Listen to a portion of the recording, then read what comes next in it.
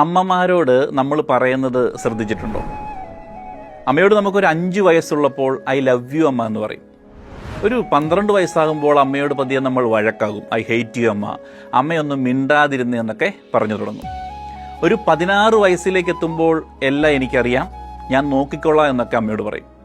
18 വയസ്സ് കഴിയുമ്പോൾ അമ്മയോട് പറയും, ഈ വീട് വിട്ട് പോയാൽ സമാധാനം കിട്ടുമെന്നൊക്കെ അങ്ങനെയൊക്കെ പറഞ്ഞു തുടങ്ങും. അങ്ങനെ പോയി കഴിയുമ്പോൾ ഒരു 25 വയസ്സിൽ നമ്മൾ തിരിച്ചറിയും, അമ്മ പറഞ്ഞതാണ് ശരിയെന്ന്. ഒരു 30 വയസ്സിൽ അമ്മയെ പോയി കാണാൻ കൊതി തോന്നി തുടങ്ങും. 40കളോടടുക്കുമ്പോൾ അമ്മയില്ലാതെ എന്തു ചെയ്യുമെന്ന് ഭയം വന്നു തുടങ്ങും. അമ്മയെ കാണാൻ കൊതി ഇങ്ങനെ കൂടും.